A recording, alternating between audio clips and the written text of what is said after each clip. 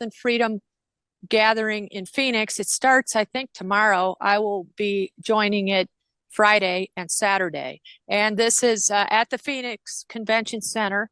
It is to enable those who have fallen through the cracks medically to get free dental checkup, free eye exam, ear exams, and so forth, and also to get a treatment regimen for if you took the COVID shot to have it flushed from your body. Just when you thought we were past the crackpot COVID vaccine theories, Arizona State Representative Wendy Rogers suddenly has a new way to flush it from your system.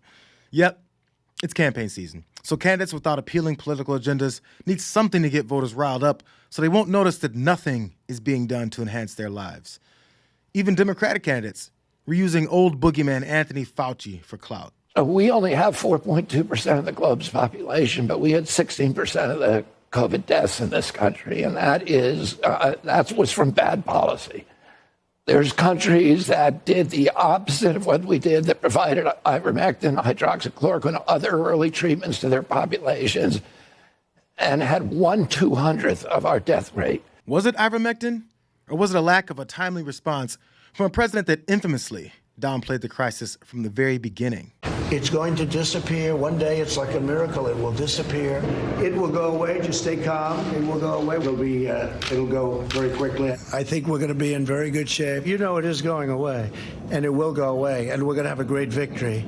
The worst part is that journalist Bob Woodward recently revealed that President Trump knew full well how dangerous and deadly the virus was while telling Americans that it wasn't. So you told Barron, you said it's bad, and then... I said no. I said it's a very bad thing, but we're going to straighten it out. Did he have any other questions about, he said, how are you... I said it came out of China, Barron. Pure and simple. It came out of China, and it should have been stopped.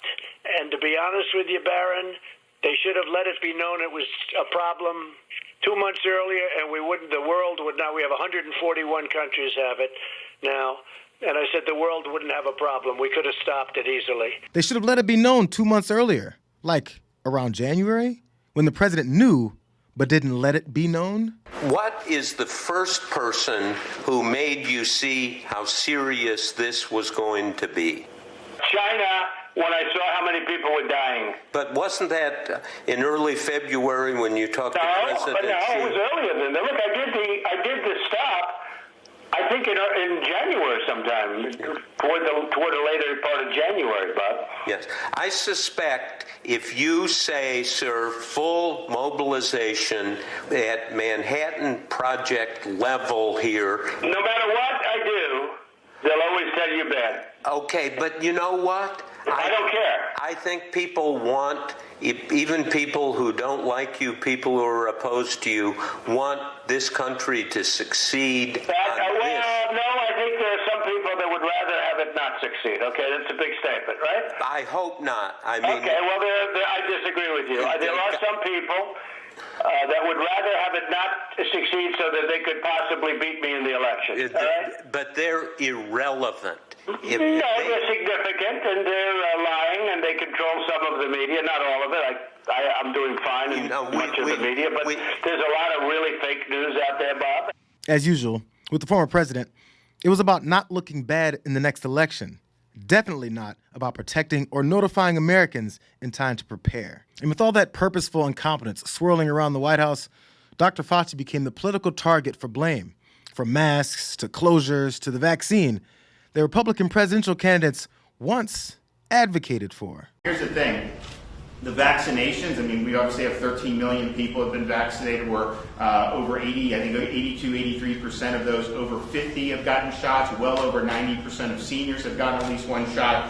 So we have a lot of vaccinations. It is helping people, if you're infected, reducing the likelihood dramatically of you being hospitalized and of dying, which is great. At the same time, breakthrough cases, they call them, people who are vaccinated, it's not really a rare thing to get infected at this point. I mean, I think we're seeing that. I think we see more and more people obviously getting infected who are fully vaccinated. And the fact is, in Florida and most places, most of the very vulnerable people are vaccinated. You add the fact that I was the one, and this administration was the one that came up with a vaccine, which is going to save the world, okay? It's going to save. We would be, I think, worse than 1917, where 50 to 100 million people died. The vaccine is such a big thing. When you add it all up, I think we'll do very well in 2 years, and I think we're going to do very well in 4 years. The misplaced blame worked so well, Trump eventually became afraid to even stand by his original plan to capitalize off of it. In your mind, did the COVID vaccine work? It's such an interesting question, because not only that, I also did the Regenerons of the world, we did a tremendous job on that.